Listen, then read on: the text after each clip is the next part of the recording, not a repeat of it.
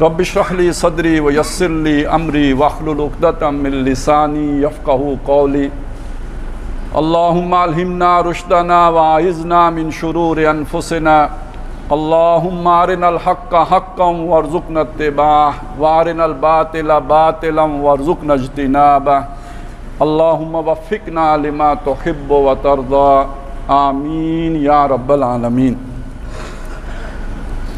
حضرات محترم، جو آخری جمعہ یہاں پہ پڑھانے کا موقع ملا تھا، خطبہ دینے کا، اس میں میں نے آپ کے سامنے یہ بات رکھی تھی کہ اللہ تبارک و تعالیٰ کو بڑا کرنے کا مطلب کیا ہے، یعنی یہ کہ اللہ تعالیٰ کی بڑائی کو بالفعل نافذ کر دینا، اللہ کا دین غالب ہو جانا، اللہ کا کلمہ سب سے بلند ہو جانا، اللہ کی بات کا سب سے اونچا ہو جانا۔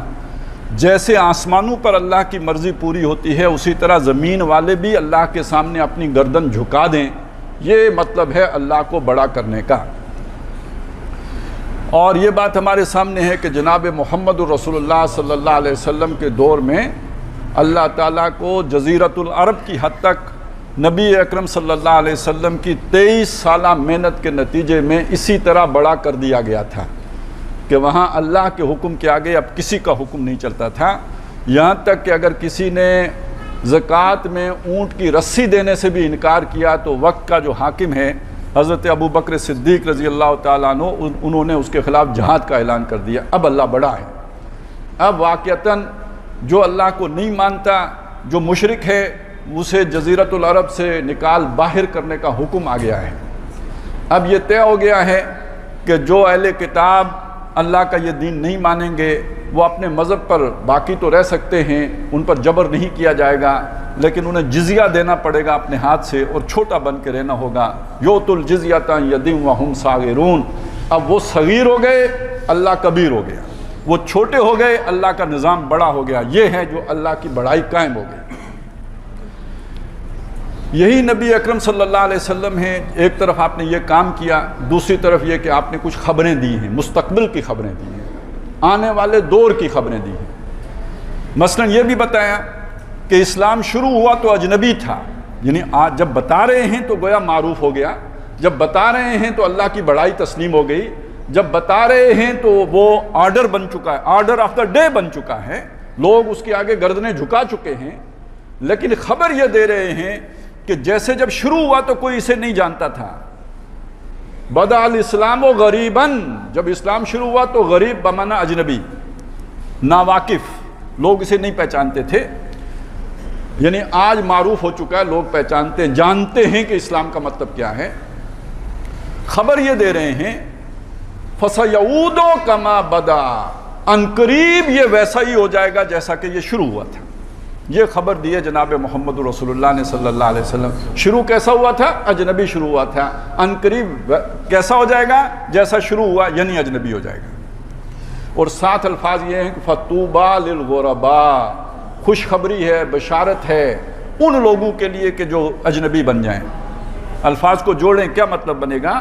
مطلب یہ بنا کہ دین چونکہ اجنبی ہو گیا، جو دیندار بنے گا وہ معاشرے میں اجنبی بن جائے گا، لوگ اسے نکو سمجھیں گے، لوگ اسے کمتر جانیں گے، لوگ اس سے تعلق نہیں رکھنا چاہیں گے، وہ گویا جسے آج کہتے ہیں تنہائی کا شکار ہو جائے گا، اجنبی ہو جائے گا، لوگ اسے پہچاننے سے انکار کر دیں گے، اپنے بھی بیگانے ہو جائیں گے اگر آپ دین پر چلیں گے۔ یہ اس کا فتوب، اب اس کے باوجود اگر کوئی دین پہ چلے گا تو اس کے لیے بشارت ہے، اس کے لیے خوشخبری ہے۔ اب آپ سوچیں، جدھر سارا معاشرہ چل رہا ادھر چلنا تو آسان ہوتا ہے، اگر معاشرے پہ اللہ کا دین غالب ہو جائے اس رخ پہ چلنا آسان ہے، لیکن اگر معاشرے میں جرم آ جائے، ظلم آ جائے، اندھیر نگری کا راج ہو جائے، اب اگر آپ دین پر چلیں گے تو یہ زیادہ مشکل ہے۔ ان کے لیے خاص خوشخبری ہے جو محمد رسول اللہ صلی اللہ علیہ وسلم نے بیان کی ہے، فَطُوبَى لِلْغُرَبَاء۔ اسی طرح ایک روایت یہ بھی ہے، نبی اکرم صلی اللہ علیہ وسلم اندیشے کا اظہار کر رہے ہیں، یوشک، مجھے ڈر ہے، اندیشہ ہے، ان یاتی علی الناس زمان، کہ لوگوں پر ایک ایسا زمانہ آ جائے گا، لا یبقى من الاسلام الا اسمہ، اسلام میں اس کے نام کے سوا باقی کچھ نہیں بچے گا، ولا یبقى من القرآن الا رسمہ، اور قرآن میں اس کے الفاظ کے سوا کچھ نہیں بچے گا۔ رسم یعنی جو اس کے الفاظ ہے، معنی ختم، عمل ختم، الفاظ باقی رہ جائیں گے. لا یبقا من الاسلام الا اسمہ ولا یبقا من القرآن الا رسمہ مساجدہم عامرۃ وہی خراب من الہدی. مسجدیں آباد ہوں گی، دونوں معنی ہو سکتے ہیں. عمارتیں عالی شان ہوں گی، یہ مطلب بھی ہو سکتے ہیں. عامرہ، عمارت اسی سے بنا ہے، عامرہ ہی سے. اور عامرہ کا دوسرا مطلب جو ہے وہ آباد، یعنی نمازی بہت ہوں گے. دونوں معنی اس کے ہو سکتے ہیں. مساجدہم عامرۃ، مسجدیں آباد ہوں گی یا مسجدیں شاندار ہوں گی. وہی خراب من الہدی، ہدایت سے خالی ہوں گی. اگلے الفاظ تو بہت ہی دہلا دینے والے ہیں. فرمایا علماءہم، جو اس وقت دین کے علم والے ہوں گے، شر من تحت ادیم السماء، آسمان کے نیچے کی سب سے شریر مخلوق ہوں گے. من عندہم تخرج الفتنہ، ان کے اندر سے فتنہ نکلے گا. وفیہم تعود، واپس ان میں لوٹ جائے گا. اب یہاں یہ مطلب نہیں ہے کہ سارے ایسے ہو جائیں گے. اگر سارے ایسے ہو جائیں گے تو دین ہی مٹ گیا. گویا ان میں بھی چند تو ہوں گے نا. وہ پچھلی حدیث کے ساتھ جوڑیے، فطوبیٰ للغرباء، وہ جو غرباء ہوں گے وہ اہل علم ہی ہوں گے نا. اب آپ سوچئے، جب معاشرے میں ایسا فتنہ پھیل جائے، اس فتنے میں عام آدمی کے لیے دین پر چلنا بہت مشکل ہو جاتا ہے. جس کو فہم ہوگا، جس کو سمجھ ہوگی، جس کو حقیقی دین کا پتہ ہوگا، وہی دین پہ چلے گا. تو جسے حقیقی دین کا پتہ ہو وہی تو عالم ہوتا ہے. تو اس کا یہ مطلب نہیں ہے کہ سارے علماء ایسے ہوں گے. ہاں، اکثریت ایسے لوگوں کی ہو جائے گی. آج ہم دیکھتے ہیں تو بہرحال یہ بات اپنی جگہ پہ ہے، دنیا دار لوگ زیادہ ہیں. اور یہ کہ دیندار، یعنی دین کا مطلب یہ اللہ کی رضا کے لیے، آخرت کے بدلے کے لیے کام کرنے والے تھوڑے ہیں. اکثریت کا معاملہ تو دنیا بنانے کا ہو گیا ہے. اسی وجہ سے تو دین اجنبیت میں گیا ہے. تو یہ بھی آپ صلی اللہ علیہ وسلم نے بتایا کہ گویا یہ کیفیت دائمی نہیں ہے. آنے والا دور اس میں یہ دین واپس اجنبی بن جائے گا، بلکہ اتنا اجنبی بن جائے گا کہ قرآن مجید میں اس کے رسم کے علاوہ کچھ نہیں بچے گا، اور اسلام میں اس کے نام کے سوا کچھ نہیں بچے گا. اچھا، یہ جو طوبیٰ للغرباء ہے، اس کے حوالے سے ایک بڑی شاندار جو تشریح ہے خود نبی صلی اللہ علیہ وسلم کی ایک اور روایت میں، وہ بہت ہی پیارے الفاظ ہیں. میں چاہتا ہوں وہ آپ کے سامنے رکھوں. فرمایا من جاءہ الموت، جسے آئی موت. موت تو سب کو آنی ہے، لیکن یہ خاص آدمی کا ذکر ہے. من جاءہ الموت، جسے موت آئی، اس حال میں وہو یطلب العلم، وہ علم حاصل کر رہا تھا. علم حاصل کرنے کا مقصد کیا ہوتا ہے؟ Degree, attested. کیوں اٹیسٹیشن کیوں چاہیے ہوتی ہے؟ جائیں آپ جو ہے نا HEC سے اٹیسٹ کروا کے لائیں، فلانی جگہ سے. کیوں؟ نوکری کرنی ہوتی ہے. اسی لیے دیکھیں نا، چھوٹے سے بچے کو اسکول جو لو بھیجو، کیوں بھائی؟ اس لیے بھیجو کہ اس نے جا کے جلدی سے پڑھ کے تو کہیں کم عمری میں کہیں جاب مل جائے، وقت ضائع نہ ہو، جلدی سے نوکری مل جائے، تاکہ سروس زیادہ ہو. 60 سال تک پہنچتے پہنچتے عمر جو ہے نا اس کے وہ 45 سال ایک سفر جو ہے نا سروس کے ہو جائیں، چلیں 42 تو ہو جائیں. اچھا، ریٹائرڈ ہونے کے بعد بھی ایکسٹینشن، کتنی پیاری چیز ہے ایکسٹینشن. اسی پہ کتنے فساد مچ جاتے ہیں ہمارے ہاں. تو یہ سمجھ لیجئے کہ یہ نوکری کی خواہش. ڈگری کس لیے؟ نوکری کی خواہش کے لیے. یہ والی وہ ڈگری نہیں ہے. یہ علم اس لیے نہیں حاصل کر رہا تھا کہ ڈگری ملے اور ڈگری سے نوکری ملے، نہ. یہ علم حاصل کر رہا تھا لیحیی بہ الاسلام، اس علم کے ذریعے سے اس مردہ اسلام کو زندہ کرے گا. نوبت نہیں آئی اسلام کو زندہ کرنے کی، پہلے ہی مر گیا.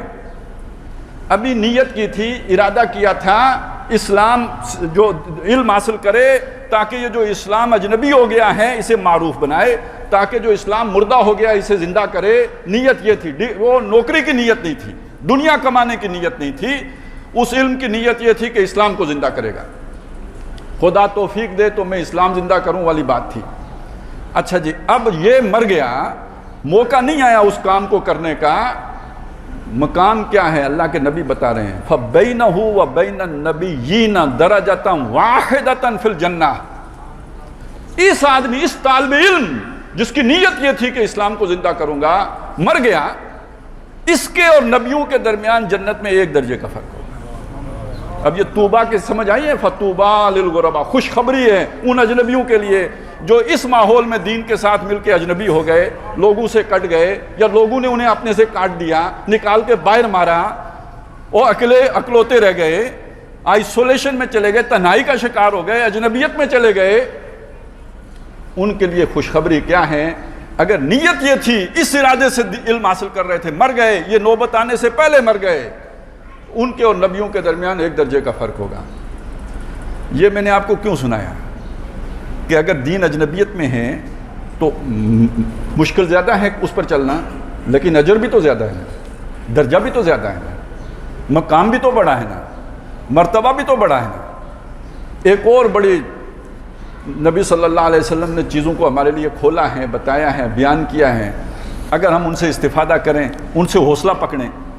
صحابہ کو بتایا کہ دیکھو تمہارے لیے یہ جو دین ہے اس پہ چلنا آسان ہے، اور تم میں سے اگر کوئی 10% بھی کم عمل کرے گا تو پکڑا جائے گا، نہیں بچے گا. ایک وقت آئے گا دین پر چلنا ایسے ہوگا جیسے انگارہ ہاتھ میں پکڑنا. تب اگر کوئی 10% دین پر بھی عمل کر لے گا تو نجات پا جائے گا. 10ویں حصے پہ بھی عمل کر لے گا تو نجات پا لے گا. اب آپ سوچئے، غور کیجئے، اس سے یہ مراد تو نہیں ہو سکتی نا کہ چلیں 10 نمازوں میں سے ایک پڑھ لے. یہ مراد ہے بھی نہیں. یہ مراد بھی نہیں ہو سکتی نا کہ جس پر 10 لاکھ روپے زکوٰۃ واجب الادا ہے وہ 1 لاکھ دے تو نجات پا جائے گا. یہ بھی نہیں ہو سکتا، بالکل یہ بھی نہیں ہے. جو 30 کی بجائے 3 روزے رکھے، یہ بھی مطلب غلط ہے، یہ معنی بھی نہیں ہے. جو چیزیں ناپی جا سکتی ہیں، تولی جا سکتی ہیں، گنی جا سکتی ہیں، وہ تو پوری کرنی پڑیں گی. یہ کسی اور چیز کی بات ہے. جہاد ناپا نہیں جا سکتا، قربانی ناپی نہیں جا سکتی، محبت ناپی نہیں جا سکتی، اللہ کے لیے ایثار ناپا نہیں جا سکتا، اللہ کی وفاداری ناپی نہیں جا سکتی. وفادار تم بھی ہو، وفادار وہ بھی ہوں گے. محبت تم بھی کرتے ہو، محبت وہ بھی کریں گے. قربانیاں تم بھی دیتے ہو، قربانیاں وہ بھی دیں گے. تم اگر 100% میں سے 10% بھی کم دو گے تو پکڑے جاؤ گے، وہ 100% میں سے 10% بھی دے لیں گے تو نجات پا جائیں گے. یہ معنی ہے. ان کی قربانیوں کے مقابلے میں آج اگر 10% بھی کوئی قربانیاں دے لے گا تو اس کے لیے اللہ کے نبی نے یہ فطوبیٰ للغرباء. ٹھیک ہو گیا جی. اب آپ سوچئے کہ آج اگر دین اجنبی ہے تو ہمارے لیے اللہ کے نبی نے کوئی چانس بھی تو رکھا ہے نا، کوئی موقع بھی تو رکھا ہے نا، کوئی ہمیں ترغیب بھی تو دی ہے نا، کوئی شوق بھی تو دلایا ہے. موقع ضائع نہیں ہے ہمارا، ہم پر اضافی بوجھ نہیں ڈالا ہے. اگر مشکل ہے تو اس کے لیے اجر بھی بڑا رکھا ہے، اور اتنا بڑا رکھا ہے کہ ابھی طالب علمی میں موت آ جائے، نیت وہ والی ہو، نیک نیت ہو، تو اس کے نتیجے میں آخرت میں جنت میں نبیوں کے بعد دوسرا درجہ ان لوگوں کا ہوگا. یہ مقام ہے. تو سب سے بڑی مبارکباد کے تو مستحق وہ لوگ ہوئے کہ جو اصل دین کو زندہ کر رہے ہوں، جس کا مطلب ہے اللہ کو بڑا کرنا، اللہ کی بڑائی کو تسلیم کروانا. وہ دین جو محمد الرسول اللہ نے قائم کیا تھا اسے واپس اسی خطوط پر قائم کر دینا. اس کے لیے محنت کرنا، اس کے لیے قربانیاں دینا، اس کے لیے اپنے کاروبار تج دینا، اس کے لیے اپنی نوکریوں کو ٹھوکر پہ رکھنا، اس کے لیے ہر قربانی دینے کے لیے تیار رہنا. یہ وہ لوگ ہیں کہ جو طوبیٰ کے حقدار ہیں، خوشخبری کے حقدار ہیں. اور جو ہمارا دور ہے جس میں کہ ہم ہیں، اس کے بارے میں بھی جان لیجئے کیسا دور ہے. یعنی وہ تو بات حضور کے دور سے بہت جلدی ہی شروع ہو گئی نا. حضرت حسین رضی اللہ تعالیٰ عنہ کو جان کی قربانی دینی پڑی تو کوئی گڑبڑ ہو گئی تھی تو دینی پڑی نا. کوئی تو گڑبڑ تھی. میرے سے، آج کے تمام علماء سے، آج کے جو شیخ الحدیث ہیں، شیخ القرآن ہیں، ان سے زیادہ دین کا فہم حضرت حسین رضی اللہ تعالیٰ عنہ کو تھا یا نہیں تھا؟ آپ اپنے دل سے پوچھیں. تو جان سے زیادہ پیاری شے تو کوئی نہیں ہوتی. دیوانے تو نہیں تھے، خدا نہ خواستہ فاتر العقل تو نہیں تھے. اگر وہ جان دے دی اور اپنے سارے خاندان سمیت کھڑے ہو گئے تو کوئی تو فرق پڑا تھا نا جس کے لیے دیے. اس دین سے آپ واقف نہ ہوں تو نہ ہوں، یہ آپ کا قصور ہے۔ وہ جو دین کو جانتے تھے، جنہوں نے براہ راست اپنے نانا سے سیکھا تھا، وہ تو جانتے تھے نا کیا گڑبڑ ہے۔ تو اگر اس دور میں اتنی گڑبڑ ہو گئی تھی تو آج تو اتنی ہو گئی ہے۔ نسبت تناسب اگر آپ نکالنا چاہیں نا تو میں چلیں، ہو سکتا ہے یہ بات میری ویسے لوگوں کو پسند نہیں آتی، لیکن سوچئے، میں غلط نہیں کہہ رہا ہوں، اس لیے بار بار کہہ رہا ہوں کہ ہمارے آج کے حکمران، ہمارا آج کے بلکہ ہمارا معاشرہ یزید سے بھی گیا گزرا ہے۔ اس کے اندر اتنی غیرت تھی کہ وہ اپنی کوئی مسلمان بہن کی کافروں کو بیچ نہیں سکتا تھا۔ سوچیں، بیچ سکتا تھا یزید؟ سوال ہی نہیں پیدا تھا۔ یہ جو حجاج بن یوسف نے بھیجا تھا محمد بن قاسم کو، کیوں بھیجا تھا؟ حجاج بن یوسف میں بھی اتنی جو عادت تھی کہ اگر مسلمانوں کو کہیں ہندو نے نقصان پہنچایا تو لشکر کشی کرنی ہے۔ ہم کہاں پہنچ گئے ہیں؟ ڈاکٹر عافیہ صدیقی کو کس نے بیچا؟ سمجھ آئی میری بات کی؟ تو ہم یزید سے گئے گزرے نہیں ہیں کیا؟ مصیبت یہ ہے کہ ہم یزید کو روتے ہیں، اپنے یزیدوں کو نہیں پہچانتے ہیں۔ ہم تو خود یزیدیت کا شکار ہیں۔ حسینیت کدھر ہے؟ فطوبی للغرباء، ان کے لیے بشارتیں ان کے لیے ہیں، جانے جائیں لیکن یہ کہ بشارتیں ان کے لیے ہیں۔ تو اب آ جائیں اس دور کے بارے میں اللہ کے نبی صلی اللہ علیہ وسلم نے کیا بتایا۔ آپ نے فرمایا صلی اللہ علیہ وسلم کہ حضرت آدم سے لے کر قیامت تک جتنے بھی فتنے آئے ہیں، یہ سارے فتنے ہی ہیں نا، جتنے بھی فتنے آئے ہیں، ان تمام فتنوں میں سب سے بڑا فتنہ دجال کا فتنہ ہے۔ دجال کا فتنہ ہے۔ ایک شخص ہوگا دجال جس کا ذکر آیا احادیث میں، اسے المسیح الدجال کہا گیا ہے، جس کے دو معنی کیے گئے ہیں۔ ایک معنی یہ کیا گیا ہے کہ وہ حضرت مسیح علیہ السلام کا بیروپ بھر کے آئے گا۔ دجال دجل سے بنا ہے، دجل کہتے ہیں فریب کو، اور دجال ہوتا ہے فریبیا، بیروپیا، جس نے اپنے اوپر، جیسے آپ پیتل کے اوپر سونا چڑھا دیں، روپ بدل دیں اس کا، لگے سونا ہے حقیقت میں پیتل ہو، یہ دجل ہے، یہ فریب ہے۔ چہرے کے اوپر چہرہ سجا لینا، یہ فریب ہے۔ آپ کسی کے ہمدرد بن کے جائیں، اصل میں آپ اس کی گنڈ کاٹنے والے ہوں۔ گنڈ کاٹنا سمجھتے نہیں سمجھتے؟ یعنی جیب کترا، وہ پہلے وقتوں میں چوڑی میں باندھتے تھے نا، پیسے جیب میں نہیں رکھتے تھے، وہ جو چادر ہوتی تھی اس کے ساتھ وہ گانٹھ لگا لیتے تھے، وہ گنڈ کپ مشہور ہے نا، گنڈ کپ، یعنی وہ پیسوں والی گنڈ کاٹ لینے والا۔ اب ایک آدمی آپ کے قریب آئے گا تو آپ کی جیب کاٹے گا نا، قریب آنے کے لیے ہمدرد بننا پڑے گا۔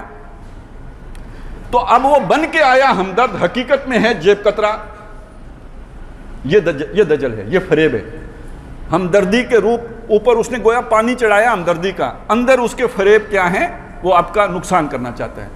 آج میں نے یہ تشریح آپ کے سامنے کی ہے، آپ دکاندار کے پاس چلے جائیں، آپ تھانے دار کے پاس چلے جائیں، آپ تحصیلدار کے پاس چلے جائیں، آپ کسی سیاسی رہنما کے پاس چلے جائیں، یہ تشریح ہر ایک پہ صادق نہیں آتی، فٹ نہیں بیٹھتی۔ تو وہ اصلی دجال تو ابھی نہیں آیا، لیکن یہ کہ اس دور کے آثار آ گئے ہیں۔ دیکھیں نا، بارش ہونے سے پہلے بادل آتے ہیں کہ نہیں آتے؟ بارش آنے سے پہلے بادل آتے ہیں، ٹھنڈی ہوائیں پہلے چلتی ہیں، پھر بارش ہوتی ہے۔ اسی طرح بچے سے پہلے جو ہے نا، وہ اللہ تعالیٰ اس کی خوراک کا بندوبست ماں کے سینے میں کر دیتا ہے، وہ پہلے ہوتا ہے۔ یوں ہی سمجھ لیں کہ دجال کے آنے سے پہلے یہ فریبی لوگ آ گئے ہیں، تاکہ آپ کو پتہ چلے دجال کا دور اب کوئی زیادہ دور نہیں ہے۔ Coming events cast their shadows before, وہ ہو رہا ہے جس میں کہ ہم گزر رہے ہیں۔ فریب کا دور ہے، دجل کا دور ہے، دجالیت کا دور ہے۔ اور یہ دور کیسا ہے، یعنی کیسا دجل ہے کہ اللہ کے نبی نے فرمایا ایک شخص صبح مومن ہوگا، ایسے یعنی صبح ٹھیک ٹھاک مومن ہوگا، جنتی، شام تک کسی فتنے میں مبتلا ہو کے کافر ہو چکا ہوگا، یا شام کو مومن ہوگا، صبح تک کافر ہو چکا ہوگا۔ اب دیکھیے یہ کون سا کفر ہے؟ یہ اعلانیہ کفر نہیں ہے، یہ اعلانیہ کفر نہیں ہے، ابھی میرے دل میں ایمان کی کیفیت ہے، صبح تک میرا دل کافر ہو چکا ہے، اوپر سے میں کل بھی مسلمان تھا، آج بھی مسلمان ہوں، اوپر نہیں بدلے گا۔ فریب تو تبھی ہے نا، داڑھی یوں ہی رہ جائے گی، نمازیں بھی ٹکی رہیں گی، آپ مجھے مسلمان سمجھ رہے ہوں گے، اندر میری دنیا بدل چکی ہوگی، میں اب دنیا دار ہو چکا، لالچی ہو چکا، مال کی محبت گھس گئی، خوف آ گیا، تو بس اندر تو بدل گیا نا. کہاں خوف اور محبت کسی اور کی ہو جائے اللہ کے سوا تو دل کی دنیا تو بدل گئی. البتہ یہ جب زیادہ بدلتی ہے تو پھر انسان دنیا کے لیے کسی ایسے ہی دجال کا ساتھی بھی بن جاتے ہیں. ہمارے ہاں وہ دجال بھی بہت سے موجود ہیں نا. یہ جو وہ جھوٹے نبی جو بن کے کھڑے ہو گئے، تو اگر دنیا انہی سے ملے، آپ ان کے گروپ میں شامل ہو جائیں تو نوکری میں بھی آپ کو ترقیاں ملیں. ہم آپ کو جناب بہت بڑی پوسٹ تک پہنچا دیں گے، آپ کے بچوں کو امریکہ میں سیٹل کر دیں گے، کینیڈا کا ویزا دلا دیں گے. تو شام کو مومن صبح کافر، اس لیے بھی تو لوگ ہوتے ہیں. ہمارے لوگ نام بدل کے یورپ میں جا کے نہیں سیٹل ہو جاتے ہیں، ویزا لینے کے لیے سکھوں کے نام رکھ لیتے ہیں. تو پیچھے کیا ہے؟ دنیا کی محبت. تو دنیا اس طرح چھا جائے گی لوگوں کے دلوں کے اوپر، مستولی ہو جائے گی، پوست ہو جائے گی، جیسے وہ یہودیوں کا بچڑا نہیں تھا. اس طرح دنیا کی محبت انہیں پلا دی جائے گی. یہ فریب ہے، دنیا فریب ہے نا، دنیا دغا ہے. وَمَا الْحَيَاةُ الدُّنْيَا إِلَّا مَتَاعُ الْغُرُورِ. یہ دھوکے کا سامان ہے. جو اس دھوکے میں پڑ گیا وہ دجل میں پڑ گیا. اور وہ دجال کا دجل بھی اسی لیے چلے گا کہ دنیا اس کی مٹھی میں ہوگی. وہ جسے چاہے گا رزق دے گا اور جسے چاہے گا بھوکا پیاسا رکھے گا. جب اصلی دجال آئے گا یہ صورت ہو جائے گی کہ ایمان والوں کے پاس کھانے پینے کو بھی کچھ نہیں ہوگا. سبحان اللہ الحمدللہ پہ گزارا کریں گے، کیونکہ سارے وسائل دجال کے پاس چلے جائیں گے. اسے رب مانو گے تو کچھ دے گا، نہیں تو ختم. لیکن نبی صلی اللہ علیہ وسلم نے فرمایا کہ اس کی جو جنت ہوگی حقیقت میں وہ دوزخ ہوگی، اور جو اس کی دوزخ ہوگی وہ حقیقت میں جنت ہوگی. اب پھر جوڑیے فطوبیٰ للغرباء کے ساتھ کہ جو اس کے مکر و فریب کا شکار ہو کے دنیا دار ہو گئے، ان کی زندگی عذاب بن جائے گی. ان کی اولاد انہیں ستائے گی، ان کا مال انہیں ستائے گا، ان کا نظام. دیکھیں نا، یہ نظام عزت بھی دیتا ہے، یہ پٹختا بھی ہے. 2018 میں کیا تھا تو 2023 میں کیا ہے. جو اس وقت لاڈلا تھا وہ آج مغضوب علیہ میں، اور آج جو لاڈلے ہیں وہ 4 سال کے بعد وہ ٹھوکروں پر ہوں گے. یہ تو عذاب ان سے پوچھئے نا جو اس آگ میں ڈالے گئے ہیں مثل خلیل. ہمیں تو اللہ نے بچا کے کنارے رکھا. جب انہیں اقتدار ملا ہوگا تو انہیں کیا خیالات آتے ہوں گے کہ ہم کتنے کامیاب انسان ہیں. آج ٹھوکر لگی ہے تو کہاں پہ اب ذہن پہنچا ہوگا. پتہ لگا اس کے جنت در حقیقت دوزخ ہے. باقی آپ یورپ چلے جائیں تو وہ جو 10 سال کے بعد آپ کو وہ دوزخ بھی نظر آ جائے گی. نہ بیوی آپ کی رہے گی، نہ اولاد آپ کی رہے گی.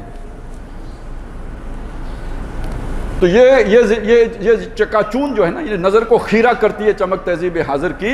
یہ چکا چوند حقیقت میں عذاب ہے، مصیبت ہے، اذیت ہے، یہ زحمت ہے، یہ نعمت نہیں ہے. لیکن دھوکہ ہے، فریب ہے. لوگ اسی پہ ڈھہتے ہیں، اسی پہ مرتے ہیں، اسی کے پیچھے بھاگتے ہیں. یہ وہ فتنہ ہے کہ جو اللہ کے نبی نے فرمایا کہ سب سے بڑا فتنہ آدم علیہ السلام کی پیدائش سے لے کے قیامت کی صبح تک اس سے بڑا فتنہ کوئی نہیں. علاج اس کا کیا ہے؟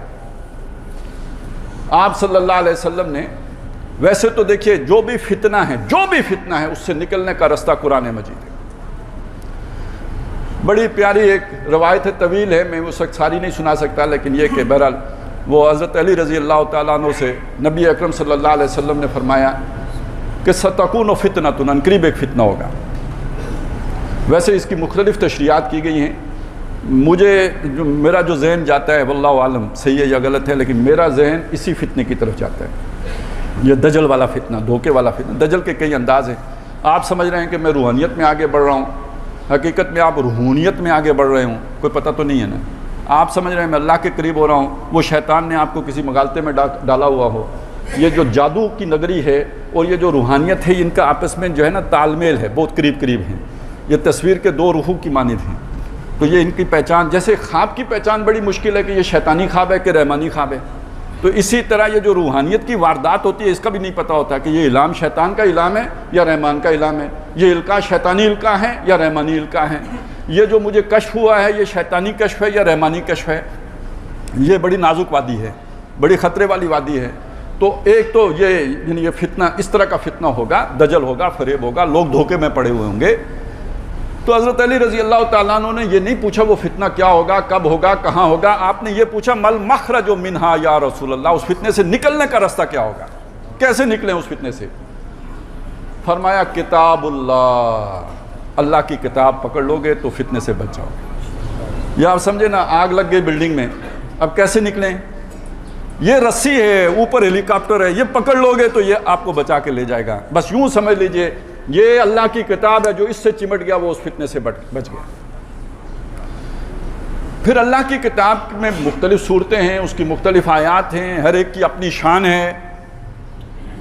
وہ کتنی شانیں ہیں ہم تو ساری جانتے بھی نہیں، لیکن جب اللہ کے نبی نے ایک بات بیان کر دی کہ جو دجال کا فتنہ ہوگا اس کے مقابلے میں جو بندہ مومن کا ہتھیار ہوگا وہ سورہ کاف ہے.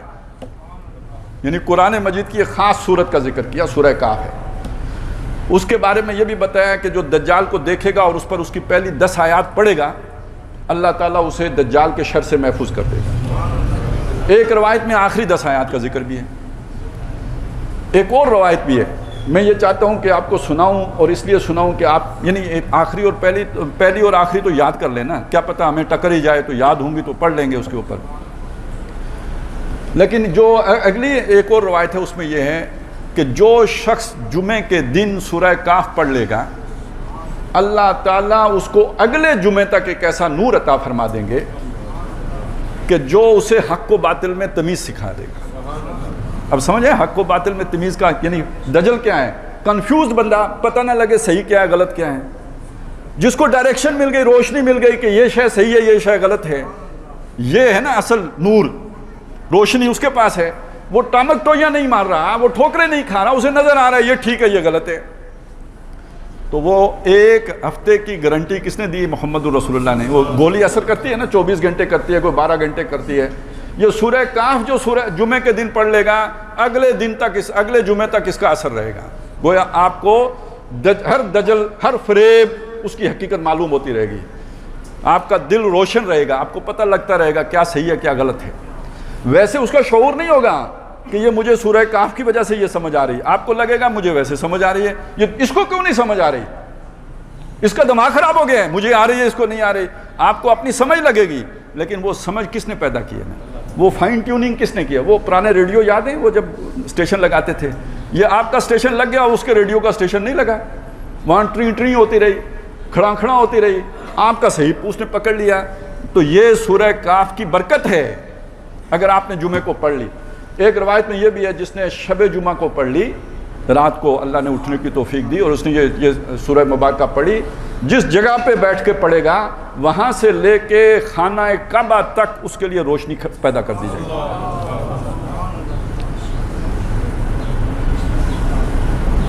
ہم اس دور میں زندہ ہیں. اب یہ کہ ان آیات کی برکت تو اپنی جگہ پہ ہے، ان کے اندر کوئی حکمتیں بھی بیان ہوئی ہیں یا نہیں ہوئی، اس کے کوئی مضامین کے اندر بھی گہرائی اور گہرائی ہے یا نہیں ہے. اگر ہم انہیں سمجھ لیں، ان کا شعور حاصل کر لیں، وہ میں نے پہلے کہا تھا نا، غیر شعوری طور پہ آپ کو معلوم ہو جائے گا کیا صحیح ہے کیا غلط ہے. لیکن اگر ہم ان آیات کے مفاہیم سے واقف ہو جائیں تو ہمیں ایک بصیرت بھی حاصل ہو جائے گی کہ ہم چیزوں کا تجزیہ کر کے بھی سمجھ سکیں یہ صحیح ہے اور یہ غلط ہے اس کی روشنی میں. تو چونکہ مجھے اب یہاں پہ اگلے 6 جمعے، اگلا جمعہ تو انشاءاللہ تعالی اشفاق صاحب، مولانا اشفاق صاحب خود پڑھائیں گے. اس کے بعد وہ جا رہے ہیں سفر پہ، حج کے سفر پہ، تو ذمہ داری انہوں نے مجھے سونپی ہے.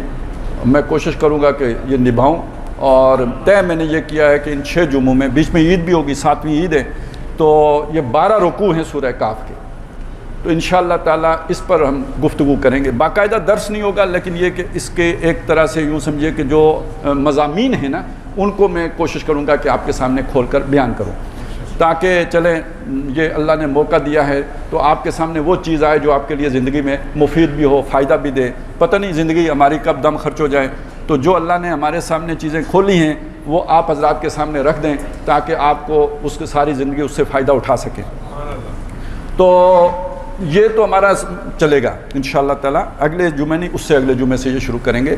آج میں یہ چاہتا ہوں جو بھی آپ کے سامنے پہلی بات رکھ دوں کہ دیکھیے یہ جو قرآن مجید ہے نا اور جو سورہ کاف بھی ہے، یہ اصل میں ہمارے سامنے ایک نقطہ نظر رکھتے ہیں. وہ نقطہ نظر جب تک ٹھیک نہیں ہوگا نا اس وقت تک ہمیں چیزوں کی صحیح، یعنی نقطہ نظر کا مطلب کیا ہے؟ یہ ایک چیز ہے، یہ موبائل ہے، اس کے بارے میں ایک نقطہ نظر ہے. نقطہ نظر یعنی یہ کہ یہ کمیونیکیشن کا آلہ ہے. ایک خیال یہ ہے. ایک خیال یہ بھی ہو سکتا ہے کہ اس کے اندر کوئی دجل بھی ہے، فریب بھی ہے. تو جو کسی شے کے بارے میں آپ کی پرسپشن ہے وہ آپ کا نقطہ نظر ہے. اچھا اب آپ اس شے کو جو سمجھ رہے ہیں وہ آپ کا زاویہ نگاہ ہے. تو بنیادی بات یہ ہے کہ یہ جو دنیا ہے اس کو ہم کس نظر سے دیکھتے ہیں. ایک نظر یہ ہے جو اس وقت پوری دنیا کی نظر ہے وہ یہ ہے کہ دنیا کے لیے جیو, اگلا جہاں کس نے دیکھا ہے. بابر بعیش کوش کے عالم دوبارہ نیست. یہ ہماری ساری محنت آپ دیکھ لیجئے, یہ ساری تعلیم جو ہم بچوں کو دے رہے ہیں, یہ ساری محنت جو ہم کر رہے ہیں, یہ کس لیے کر رہے ہوتے ہیں؟ صبح سے لے کے شام تک جو محنت کر رہے ہوتے ہیں, ارننگ اچھی ہو جائے. ارننگ اچھی ہوگی تو کیا فائدہ ہوگا؟ لائف سٹائل اچھا ہو جائے گا, کوالٹی لائف جئیں گے. Quality life. ویسٹ چلتے ہیں, مغرب جاتے ہیں, کیوں جاتے ہیں؟ کوالٹی لائف ہے. یہاں کیا ہے؟ کچرا ہے. اچھی زندگی بسر کرنی ہے تو مغرب چلو, اچھی زندگی بسر کرنی ہے تو اچھا کماؤ, اچھی زندگی بسر کرنی ہے. دیکھیں آج کی سہولتیں حاصل کرنے کے لیے ایک اکلوتا آدمی اگر کمائے گا تو مزے نہیں ہیں. جتنا پیسہ چاہیے زندگی انجوائے کرنے کے لیے میاں بیوی مل کے کمائیں گے تو پھر عیاشی کریں گے. اب وہ عیاشی ہوتی ہے یا مصیبت ہوتی ہے؟ دیکھیں ایک, اب سوچئے اس بات کو, ایک آدمی گھر آیا, اس کی بیوی جو ہے نا اس کے لیے بیٹھی ہے گھر میں یکسو, اور یہ کہ اس کے لیے کھانا بھی پکا کے رکھا ہوا ہے, اس کے لیے اس نے ساری خدمت کا جو ہے نا وہ ایک انداز ہے. اس کے مقابلے میں وہ بھی کہیں سے کام کر کے آئی ہے, وہ بھی تھکی آ رہی آئی, یہ بھی تھکا آ رہا آیا, یہ ایک دوسرے کے کسی کام پوچھنے جوگے بھی نہیں, وہ کہیں اور گری, یہ کہیں اور گرا. اب آپ کو سمجھ آئی وہ دوزخ ہے اور یہ جنت ہے. ٹھیک ہے نا. تو یہ زندگی کے مزے یہ نہیں ہے کہ آپ کے پاس سامان زندگی کتنا ہے. زندگی کے مزے یہ ہیں کہ آپ کا انسانوں کے ساتھ تعلق کیسا ہے, ماں باپ کے ساتھ تعلق کیسا ہے, میاں بیوی کا تعلق کیسا ہے, والدین اور اولاد کا تعلق کیسا ہے. اس میں مزے نہیں ہیں کہ آپ کھاتے کیا ہیں, پیتے کیا ہیں, پہنتے کیا ہیں, رہتے کہاں ہیں, آپ کا گھر کس سوسائٹی میں ہے. یہ اس سے کوئی سیٹسفیکشن نہیں حاصل ہوتی. آپ کو سمجھ آئی؟ یہ جو نقطہ نظر کا فرق ہے, آپ دنیا کو خوبصورت بنانا چاہتے ہو یا آخرت کو خوبصورت بنانا چاہتے ہو, پہلے یہ فیصلہ کرنا پڑے گا. دنیا کی بھی بڑی چمک ہے, بڑی دھمک ہے, بڑی کشش ہے, بڑی اٹریکشن ہے. کوئی خالق بھی ہے, کوئی مالک بھی ہے, کوئی رازق بھی ہے. ایمان ہے تو سب سے زیادہ محبت تو اس کی ہونی چاہیے. والذین آمنوا اشد حبا للہ. وہ ایمان والے جو ہیں سب سے شدید محبت اللہ سے کرتے ہیں. آپ کس سے کرتے ہیں؟ مکے والے بتوں سے کرتے تھے, اب بتوں کو کوئی پاؤں کی ٹھوکر پہ نہیں رکھتا. آج کے بت اور ہیں. یہ مال و متاع دنیا آج کے بت ہیں. یہ مال و دولت دنیا, یہ رشتہ و پیوند, بتان وہم و گما, لا الہ الا اللہ. ان کو بھی تو الا اللہ کی ٹھوکر لگانی پڑے گی نا. ایمان کا تقاضا یہ ہے کہ یہ اس دنیا کو آپ ایک دھوکے کے علاوہ کچھ نہ سمجھیں. آخرت پر ایمان کا تقاضا یہ ہے کہ آپ کی محنت اصلاً یہ ہونی چاہیے, نہ کہ دنیا کو خوبصورت بنانے کے لیے, آخرت کو خوبصورت بنانے کے لیے ہونی چاہیے. ایمان بالرسالت کا تقاضا کیا ہے؟ ایمان بالرسالت کا تقاضا یہ ہے آپ اپنی زندگی کے لیے پیمانہ, معیار, سٹینڈرڈ, کرائٹیریا, کسوٹی محمد رسول اللہ صلی اللہ علیہ وسلم کو بنائیں. یہ نہیں کہ بھائی وہ ویسٹ میں فلانا یہ کرتا ہے, والٹیر اور روسو کے یہ نظریات ہیں, مارکس کے یہ نظریات تھے, یا آج کل تو خیر مارکس بھی بہت بڑی چیز تھی, والٹیر اور روسو بھی قابل عزت ہیں. آج کل تو ہم اکثر کنجروں کو فالو کر رہے ہوتے ہیں. جو کون ہیں؟ جو ٹرینڈ سیٹر ہیں, جو فیشن اختیار کرتے ہیں وہ ہماری خواتین شروع کر دیتی ہیں. یہ وہی ہیں جو پہلے کوٹھے والے ہوتے تھے, اب شوبز والے ہوتے ہیں. وہ کوٹھا ہی ہے نا جو شوبز پہ آ گیا ہے. اور یہ حقیقت میں کیا ہوتے ہیں؟ میک اپ کے بغیر آپ دیکھ لیں تو ڈر جائیں, دجل ہے یا نہیں ہے. کیمرے نے انہیں خوبصورت بنا کے آپ کے سامنے پیش کیا ہوتا ہے. حقیقت تو بہت بڑی تلخ ہوتی ہے. اسی لیے ایک کی بھی شادی کامیاب نہیں ہوتی. اگر وہ کوئی اچھے لوگ ہوتے تو شادیاں کامیاب ہوتی نا, نہیں ہوتی, کیونکہ ان کے کردار ہی ایسے ہوتے ہیں, ان کی گفتار ہی ایسی ہوتی ہے. بازاری لوگ ہوتے ہیں تو بازاری لوگوں کی شادیاں تو نہیں کامیاب ہوتی. کردار ایسا ہوتا ہے, وہ بھی دوزخ ہے. دکھنے میں جنت لگتی ہے، پریاں لگتی ہیں، جل پریاں لگتی ہیں، حوریں لگتی ہیں، حقیقت ان کی بھی بڑی جو ہے کبھی ہے۔ تو یہ سمجھ لیجئے کہ معیار وہ نہیں ہے کہ انہوں نے کیا فیشن کیا ہے، رواج وہ نہیں دینا کہ جو دنیا میں چلتا ہے، رواج اس چیز کو دینا ہے جو محمد رسول اللہ صلی اللہ علیہ وسلم نے چھوڑی ہے، جو آپ کی سنت ہے۔ ہم نے دیکھا ہے کہ فیشن میں الجھ کر اکثر تم نے اسلاف کی عزت کے کفن بیچ دیے، نئی تہذیب کی بے روح بہاروں کے عوض اپنی تہذیب کے شاداب چمن بیچ دیے۔ یہ ہماری تہذیب کس کی تہذیب ہے؟ یہ محمد رسول اللہ کی تہذیب ہے۔ اور یہ نئی تہذیب کس کی تہذیب ہے؟ یہ ان دجالوں کی تہذیب ہے۔ تو تین ایمان، اللہ پر ایمان، نبیوں پر ایمان، ایمان بالرسالت، آخرت پر ایمان، ان کا تقاضا کیا ہے؟ محبت سب سے بڑھ کر اللہ سے ہونی چاہیے، محنت آخرت کے لیے ہونی چاہیے، اور معیار محمد رسول اللہ کا ہونا چاہیے، اسوہ اور نمونہ وہ ہونے چاہیے، ٹرینڈ وہ لے کے چلنا ہے جو محمد رسول اللہ نے چھوڑا ہے۔ ہمارا معاملہ اس کے برعکس ہے، سب سے بڑا دجل یہی ہے، اس سے بچنا ہے۔ یہ ذہن میں رکھیں گے انشاءاللہ تعالی، اگلا جو بھی ہماری نشست ہوگی، میں یعنی ایک جمعہ چھوڑ کے اس سے شروع کریں گے۔ خیال میرا یہ ہے، یہ بعد میں ہم مشورہ بھی کر کے چلے، اگلا جمعہ نہیں تو اس سے اگلے جمعے سے اس کو الاؤ کر شروع کر دیں گے کہ جمعہ ہم شروع کیا کریں گے 12:30 بجے، تھوڑا وہ ٹائم بھی مل جائے گا، اور تقریباً جو ہے نا 1:40 پہ ختم، 1 گھنٹہ 10 منٹ ہوگا، تو انشاءاللہ تعالی 6-7 وہ جو ہمارے خطبات ہوں گے ان میں ہم سورہ کاف مکمل کر لیں گے۔ تو اس میں آپ حضرات خود بھی تشریف لائیں، شروع میں ہی آنے کی کوشش کیجیے گا، اور جو بھی آپ کے عزیز و اقارب ہیں جو دلچسپی رکھتے ہوں ان سے بھی ضرور درخواست کیجیے کہ وہ بھی تشریف لائیں۔ اللہ تعالیٰ ہمیں دین کا فہم عطا فرمائیں، قرآن مجید سے ہمارا تعلق مضبوط کریں۔ اقول قولی ھذا واستغفر اللہ لی ولکم ولسائر المسلمین